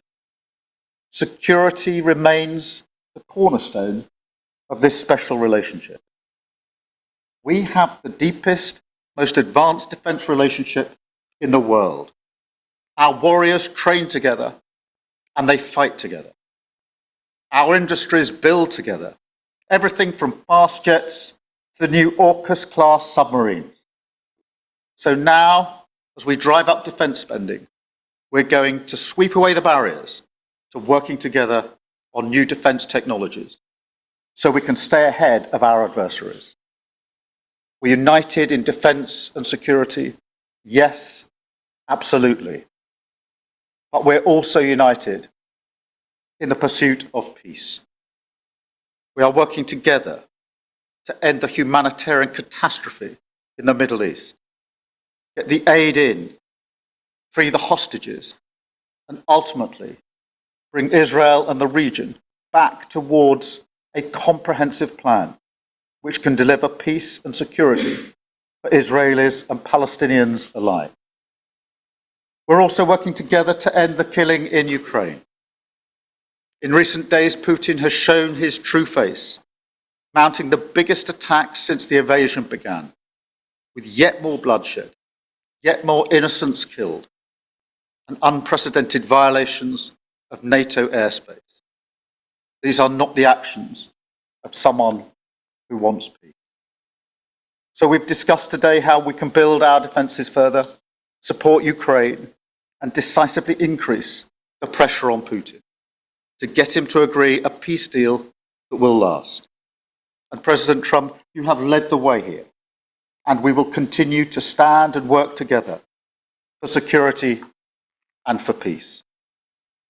Mr. President, next year we'll celebrate the 250th anniversary of the United States. We've come on a long journey together since 1776. But it's no exaggeration to say that the partnership our two nations have built has shaped the world from the beaches of Normandy to the founding of NATO, to the creation of technologies that have revolutionized our lives. Time and time again, it is British and American men and women side by side, changing the path of history and turning it towards our values, towards freedom, democracy, and the rule of law. In Britain, we take huge pride in that. And let's be clear, this relationship is not just about history, it's about the future. It's about the benefits it delivers now and for decades to come, to make our people safer and better off. We've shown today that we're delivering those benefits, improving people's lives. So we will go into that anniversary year more optimistic than ever and more confident than ever about our two great nations and what they can achieve side by side. Thank you. And it is now my pleasure to give the floor to Mr. President. Thank you. Thank you very much, very much. Prime Minister Starmer, Melania and I are tremendously thankful for the wonderful hospitality that you and Lady Starmer have extended today at Chequers. Quite the place, I must say, quite the place. And we're grateful beyond words for the spectacular honor of the state visit yesterday at Windsor Castle, hosted by His Majesty King Charles III and Her Majesty Queen Camilla. These are two fantastic people. We will never forget it. As I said last night, the bond between our countries is like no other anywhere in the world. The United States and the United Kingdom have done more good on this planet than any two nations in human history. That is thanks in large part to the traditions of British liberty, which grew up on these isles, these beautiful, magnificent isles, and were carried by our ancestors to the New World. We're forever joined, and we are forever friends, and we will always be friends. This enduring connection is why I was thrilled that the United Kingdom was the very first country with which we made a historic trade deal, and a very good trade deal. He's a tough negotiator. I think it was a better deal for you than us, but these are minor details. It's a very good deal for both of us. He's a great negotiator. We'll extend our unparalleled security alliance into the realm of economic security for the first time, and I look forward to finalizing it very soon. We'll have it done very quickly. We have also just signed a historic technology prosperity deal, one of a kind, to ensure our country's lead the next great technological revolution side by side. In fact, we just left the business leaders, the biggest in the world. Some are in this room right now. And that was quite a meeting we had on business and trade and technology. This trip has galvanized $350 billion in deals across many sectors, and we're committed to ensuring that the UK has a secure and reliable supply of the best AI hardware and software on Earth. And we supply that, and we'll make sure we supply it in quantity to the UK. And we also are joining forces on quantum computing and nuclear power, a natural partnership for close allies. The United States, as you probably have heard, is doing better than it has ever done in terms of business and investment. The stock market has hit a new high, as you know, and that's for many, many days out of our fairly short 8 months. And we seem to be hitting new highs, and I think we're going to do much better even as time goes by. Jobs are at a record, and most importantly, we have more than $17 trillion, $17 trillion, and this is during an 8-month period being invested in the country, which is not only a record, but if you compare $17 trillion to the last year of the Biden administration, they did $250 billion. They didn't do $1 trillion for the 4-year period. We did $17 trillion of investment coming in. A lot of it's because of tariffs, and a lot of it's for a lot of other reasons, but there's never been anything like it. It's an economic superstar. That's what's become. It was mismanaged and badly handled for a long period of time, but it's not badly handled anymore. So that's a record. And remember, that's up until 8 months. We have another few months to go, and that number is going to get significantly higher, especially if we win a certain case that we're waiting to hear. That will be something like the world has never seen. I want to congratulate the United Kingdom on making the vital commitment to spend 5% of GDP on defense at the NATO summit this year. We've worked together very closely in so many ways. I'm very honored to tell you that we've solved 7 wars, wars that were unsolvable, wars that couldn't be negotiated or done. The U.S. has done 7 of them. The one that I thought would be easiest would be because of my relationship with President Putin, but he's let me down. He's really let me down. It was going to be Russia and Ukraine, but we'll see how that turns out. But that turned out to be, I thought it might be among the easiest of the group. We had settled just about every conflict, and as you know, we're working very hard on Israel and Gaza. Oh, that's happening over there. Complex, but it's going to get done. It'll all get done right. And likewise, Russia and Ukraine will get done. But you never know in war. You know, war is a different thing. Things happen that are very opposite of what you thought. You thought you were going to have an easy time or a hard time, and it turns out to be the reverse. As we saw in the unforgettable parade yesterday at Windsor Castle, what a place it is. The British Armed Forces carry on one of the finest military traditions in the world, one of the greatest marching bands, one of the most magnificent sights I've seen. I know that our service members look forward, and we do look so forward to working even more closely with yours as you push toward that 5% goal. And I think, Mr. Prime Minister, you're just about there. You're going to be there very quickly, along with a lot of other great countries. I want to thank NATO and our wonderful head of NATO, who's really worked very hard, Mark, for the job they've done. As you know, NATO was at 2% GDP, and they didn't pay it. Now they're at 5%, then they pay it. And we appreciate that. And we're sending a lot of weapons to NATO. NATO is paying for those weapons in full. But we're sending them, and we're doing a great job at getting them what they need. And we appreciate the fact that they're taken care of, because the United States is into that war for $350 billion. And just really very sad. Just got out of control. They didn't know what they were doing. But over the generations, British and American warriors have shed their blood side by side in defense of liberty and freedom. And that's why it's so imperative that the United States and the United Kingdom stand together for these fundamental rights and values of the English-speaking world. And we've always stood together, and we will continue to. Just last week, a great American, Charlie Kirk, was heinously assassinated for speaking his mind. He was a great young man. Incredible future. Some people said he might be president someday. I told him, I said, Charlie, I think you have a good shot someday at being president. And he just wanted to take care of youth. He loved youth. I've never seen anybody relate to youth like Charlie, and they related to him, and they're devastated.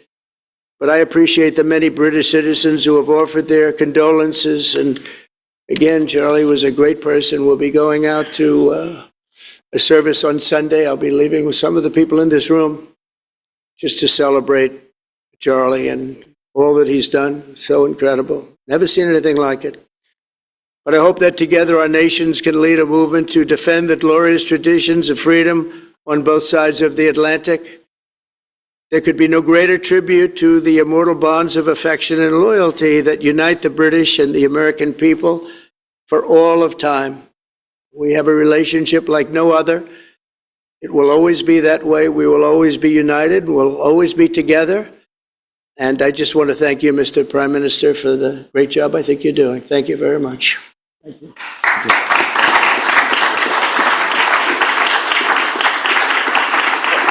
Thank you very much, Mr. President. We're going to take some questions. I'll call 2 or 3 to start with, and then I'll pass over to the President. I've got Chris Mason from the BBC first. Chris. Thank you both. Chris Mason. My BBC! President, the UK is expected to recognise the Shady. Palestinian state in the coming days as the killing in Gaza continues. It often seems that you're the only person that Israel will listen to. What more can you say to them to tell them to stop? And why is the UK's position on a Palestinian state, in your view, wrong? And Prime Minister, what will the recognition of a Palestinian state actually achieve? Is it not just gesture politics to appease people in your own party? Thank you both. Well, Chris, let me just start with that, because we discussed this amongst other things. We had the best part of an hour, I think, upstairs earlier today, just one-to-one, going through a number of affairs, world affairs, in private. And we absolutely agree on the need for peace and a roadmap, because the situation in Gaza is intolerable. The hostages have been held for a very, very long time, and they must be freed. And we need aid to get into Gaza at speed. And so it's within that context of a plan for peace, which we're working hard on, which not only did we discuss this morning, but our two teams have been working together on, that the question of recognition needs to be seen. And so it's part of that overall package, which hopefully takes us from the appalling situation we're in now to the outcome of a safe and secure Israel, which we do not have, and a viable Palestinian state. Thank you. Well, simply, I want the hostages released now, right now, not 1, 2, we'll give you 3 more tomorrow, and, you know, like it's been, but we're the ones that got all the hostages released. We got many, many came to the Oval Office, and I've heard stories like I've never thought even possible. There was no humanity, no anything. I said to them, was there any warmth shown during this stay? Like they offered you a little extra meal, they gave you a little smile, and they said, don't worry, you'll be okay. And every one of them said, not even a little bit. Amazing, you know, to think that during this stay, long stay, in some cases, we had a man the other day, 451 days he was there. I always ask that question. And was there any warmth shown? Just a little word of, you know, encouragement. And the answer is every time, absolutely not. I'm shocked to hear it, because in the worst cases, there's always somebody that comes through. We have to remember October 7th, one of the worst, most violent days in the history of the world, not just there, in the history of the world. And I got to see the tapes, and I wish I didn't see them, actually, but I got to see them. And I want an end. I want the hostages released. And I think it's going to be okay. But it has been a brutal period of time. But this has been going on for a long time. This is not something that's over the last year, 2 years, but this has been for decades and decades. But we want it to end. We have to have the hostages back immediately. That's what the people of Israel want. They want them back. And we want the fighting to stop. And it's going to stop. But a lot of bad things. You know, Hamas said that they're going to put the hostages up as bait. They're going to put the hostages in front of any attack. And that's pretty brutal. We haven't heard that one in a long time. So we have to remember that. So I have a disagreement with the Prime Minister on that score. Okay? One of our few disagreements, actually. Great. Can I take Jack from The Sun? Jack. Thank you both. Jack Elson from The Sun. Mr. President, in the 9 months you've been in office, you've been incredibly successful in all but eliminating crossings on your southern border. Yeah. Meanwhile, illegal migration is at record levels in Britain. The Prime Minister is trying to tackle that. What advice would you give to the man standing next to you on trying to stop illegal migration in Britain?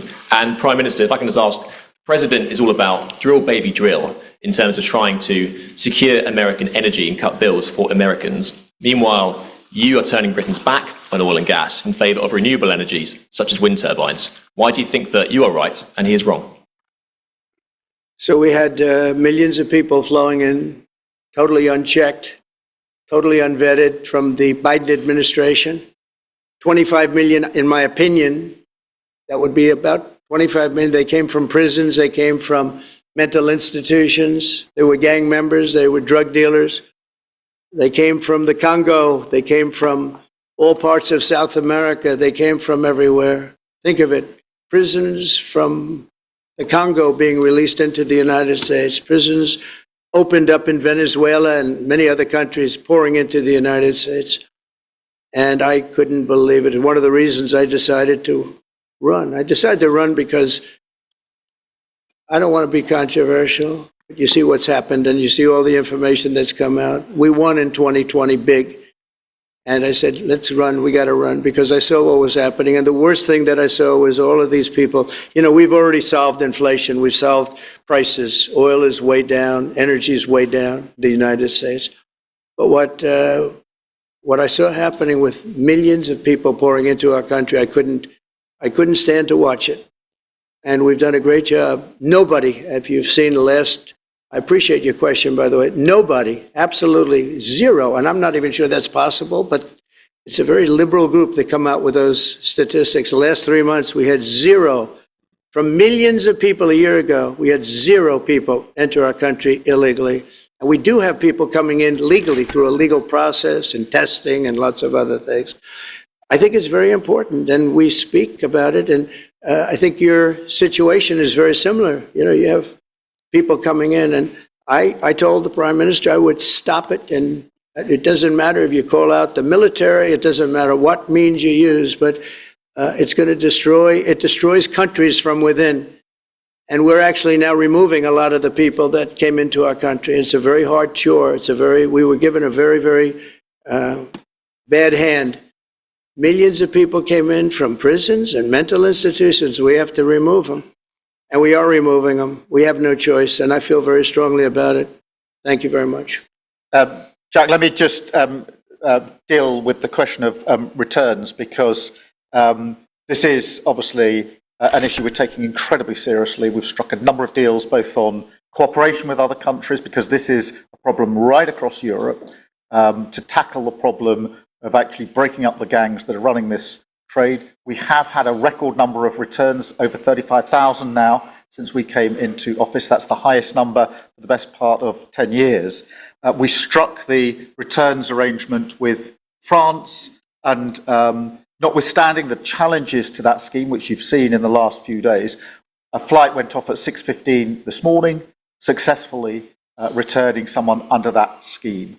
So that is an important step forward. Obviously, there's no silver bullet here. There's a range of things that need to be done. But given the challenges of returning people, it is important that we're able to prove it can be done. It was done. It was done early this morning. So I can confirm that that flight went. It went successfully. And I'm pleased about that. Now we need to ramp that up at scale, which was always envisaged under the scheme, but it's very important that we have been able to prove the proof of concept, if you like, that this can be done and will continue in that way. On the question of energy, firstly, let me be really clear that I am absolutely determined to ensure that the price and cost of energy comes down, so that bills come down both for individuals, for families, with their household bills, but also for business, because this is so important. The mix will include oil and gas for many years to come from the North Sea. We've been clear about that for some time, but we also need to mix that with renewables, and it's the mix that's really important. And the approach I've taken on this is the same approach that I take to many other things, a pragmatic approach. Thank you, Jack. I would like to say that we inherited the worst inflation in the history of our country. We had inflation, the likes of which we've really never seen. They say 48 years, and I'll accept that, but I really don't. We had the worst inflation in the history of our country, and we had a expression that I used a lot, drill, baby, drill. And as you know, we brought fuel way down, the prices way down. And we don't do wind because wind is a disaster. It's a very expensive joke, frankly. And we got our energy prices way down. That brought the inflation way down. And now we have very little inflation. And we have a very, very strong economy. So that was very important. Drill, baby, drill. And you have a great asset here. We spoke about it. It's called the North Sea. The North Sea oil is phenomenal. And I hope, because I love this country, you know, my mother was born in Scotland, and the Hebrides, Stornoway, that's Syria, Scotland. We were talking about it. And I want this country to do well. And you have great assets that you're going to start using, I believe, under this Prime Minister. Thank you. And I've got Matthew from The Economist. Matthew. Thank you, Prime Minister. Mr. President, you say that President Putin has let you down. Have negotiations run out of road, and what are your next steps to compel an end to this war? Well, he has let me down. I mean, he's killing many people, and he's losing more people than he's killing. I mean, frankly, the Russian soldiers are being killed at a higher rate than the Ukrainian soldiers. But, yeah, he said, let me down. I don't like to see. It's death. You know, it doesn't affect the United States. We have, other than unless you end up in a world war over this thing, you could. This was a thing that would have never happened had I been president. If I were president, it would have never happened. And it didn't happen for 4 years. Most people agree it didn't happen, nor was it close to happen. And I spoke to President Putin about Ukraine. It was the apple of his eye. I've said that many times. It was. But he would have never done what he did, except that he didn't respect the leadership of the United States. They just went through the Afghanistan total disaster for no reason whatsoever. We're going to leave Afghanistan, but we're going to leave it with strength and dignity. And we're going to keep Bagram, the big air base, that one of the biggest air bases in the world. We gave it to them for nothing. We're trying to get it back, by the way. Okay, that could be a little breaking news. We're trying to get it back because they need things from us. We want that base back.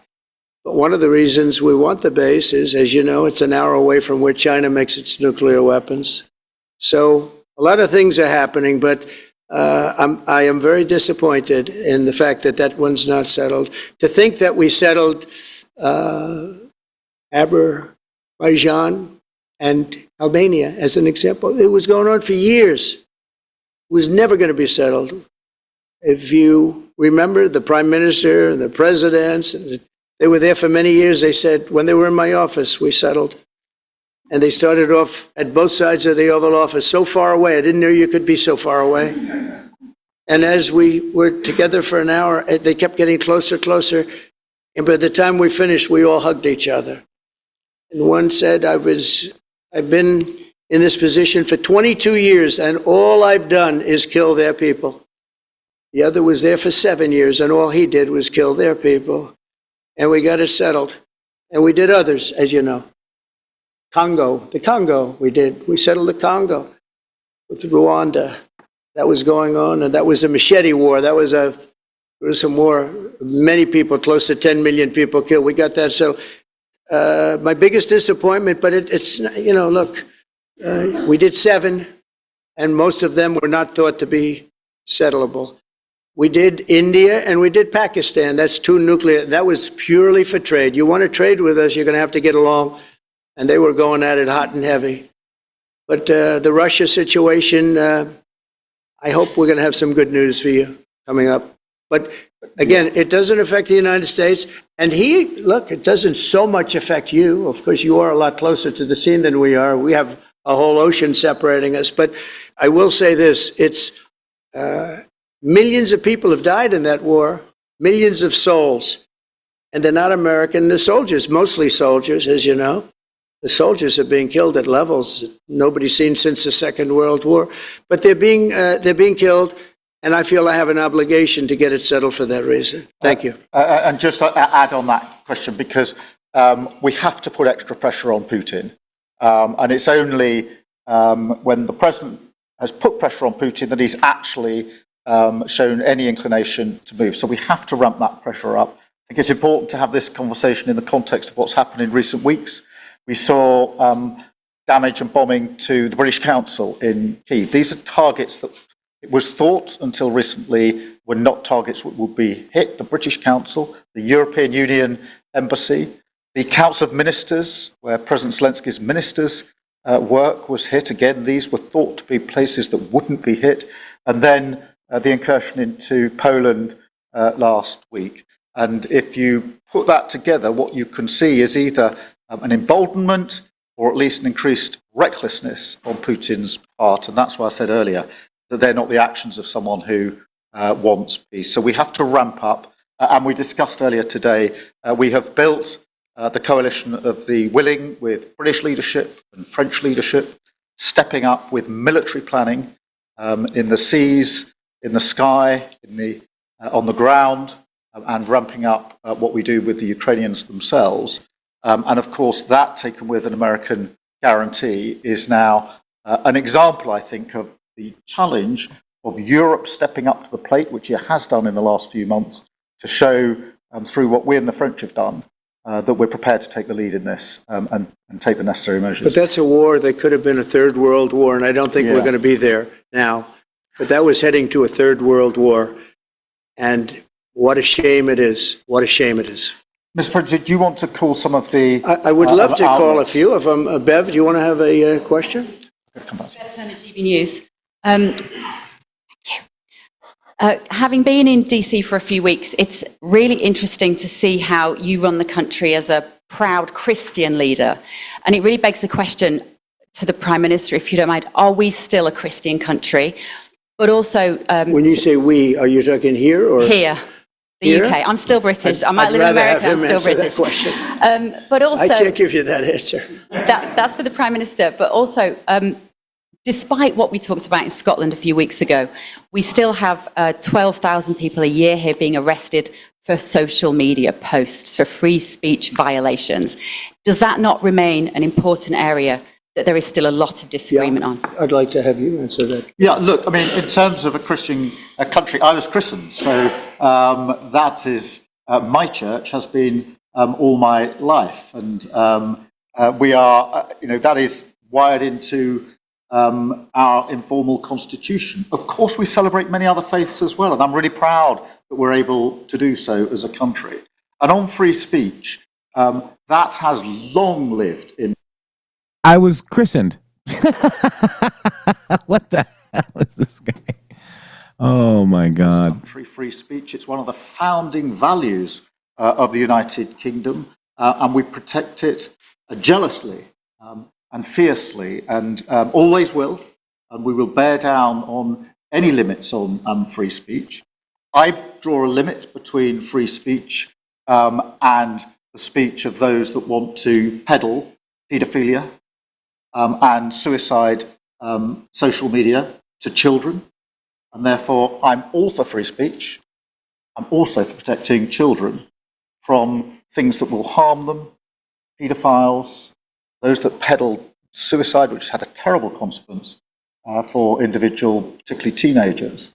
And so that's the balance we strike. But we have had freedom of speech in this country for a very long time, and we will always protect it. Thank you. Thank you very much. Brian, please. Thank you. Prime Minister, it's good to see you again. You have a beautiful country. Thanks for having us. Thank you. Two questions. One, just recently, President Trump labeled Antifa domestic terrorists. Would you consider doing something like that in your country? Well, we obviously will take decisions for ourselves. I don't want to comment on the decisions of the president, but we take our decisions ourselves. And my question to you, President Trump, is there any update on the auto pen? Yeah, it's just gotten worse from their standpoint. The people that used it, and in particular one person, was never told by Biden to do it. Only spoke to Biden twice, and that was just talking about the weather, not talking about any order. And he was taking orders from people other than Joe Biden. Joe Biden wasn't giving those orders. You know, Joe Biden didn't believe in open borders. He didn't. I've known him for a long time. He was never the brightest bulb in the ceiling, as we know. You can go back 40 years ago and you'll see that. Go back and take a look at the hearings on Justice Thomas, and you'll see that very much. But he didn't believe in open borders and all of this nonsense that they're peddling now, which is why they're not in office any longer. It's a shame.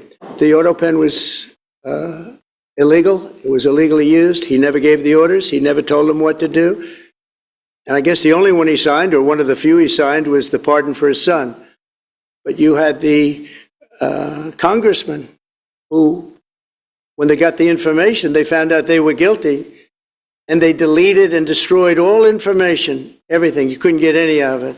They found out that Nancy Pelosi actually was offered the 10,000 soldiers, and she turned them down. They found out many things that were very bad. So they deleted and destroyed all information. You talk about freedom of the press and freedom of speech. How about that one? And there's not a thing. This is after a year and a half of hearings. They destroyed everything. And somebody's got to be held responsible. So Biden, what he did is they knew, I don't think he knew, but somebody knew. I don't think Biden had a clue about anything, if you want to know the truth. But they gave a pardon to those Congress people. Auto pen pardon. They gave a pardon. Those people are so guilty. They gave a pardon, but Biden didn't know about it. The people, whether it's Lisa or any of those people in there that really ran it, I know them all. And they're sick people. They're smart people. They're very smart. They're probably brilliant, but they're sick in ideology. And they were running the auto pen, and it was totally illegal what he did. And I hope it's going to be so adjudged. And I hope it's going to be so adjudged too. Shady Groove, we're coming up on the top of the hour. You know, we have breaking news, and let me just go ahead and read it. You know, we may not have, agreed with Boone Cutler, but apparently he has passed away from a heart attack. Looks that way, sir. So Mike Flynn Jr. said, absolutely devastated right now. My heart is broken. We lost another incredible patriot today in Boone Cutler. He loved this man. It was like a big brother to him. Helped him through many mental health struggles. And please pray for his family. And I also pray for Boone Cutler as well. This is, we are on the battlefield. He's blocked me because he doesn't like what we have to say in exposing his, role in January 6th. I get it. But we would never celebrate anything like this, like the left would do. I mean, we are human beings. We may not agree on certain things, Shady, but we do pray for him, his family, I should say, and anybody that was friends with Boone Cutler, Shady. Yep, we absolutely do. And, this is a terrible time, and he wasn't that old of a guy, so I'm sure that everybody is pretty taken aback and stunned that this has happened. So God bless to your family. Rest in peace, Boone Cutler. Yeah. That's all I have to say about that. We didn't agree with him, and that's okay. But we would never wish harm on any of our adversaries. We pray for them. That's what we do here at the MG Show. And Shady, great show today. A lot of Q proofs today in the first hour. If you have not seen it, you need to see it because it's amazing. And wow, that's pretty crazy. Wow, I'm just kind of blown away by that because he was very young, guys. And yeah. All right. So where do we go with that, Shady? Well, I'd like to thank everybody. Number one, real quick, before we run out of here, I'd like to thank you so much. We are digging in deep around some issues with this show that a lot of people don't want us to be talking about.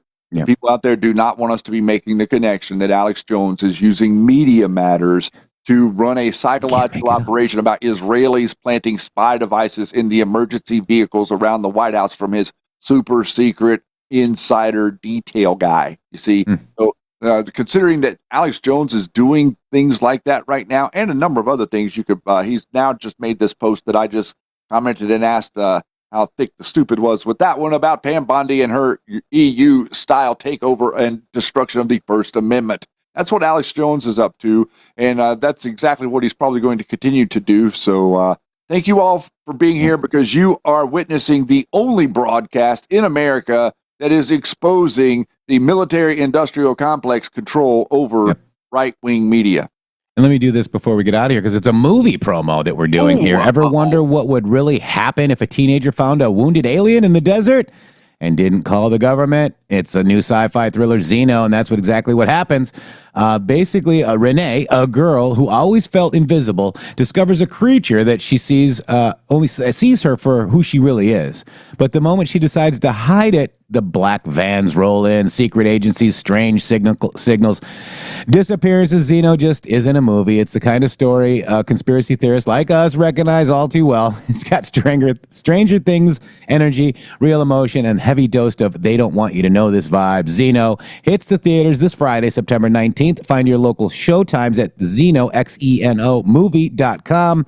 And remember, not all visitors want to take over the world. Thank you very much for the sponsorship on today's show. Thank you for all of your tips and red castles. We love you guys. God bless each and every one of you, and keep your eyes peeled, because they're coming at you from every single angle right now. It's not going to go away. Yes, they are. And you, the people, have more power than you know. You are the majority. We love you guys. Thank you, Yeti. Thank you, Shady. Thank you, all you beautiful patriots. We'll see you tomorrow, where we will have premium with the Pacino stuff. And Yeti's going to post the book that we're reading to you live on air. I'm not sure where we're at, but it's been juicy. And it's amazing how this book has been the same, like it's relevant today of what's happening. It's very amazing. God bless you all. We'll see you. You have a choice. It's always been yours.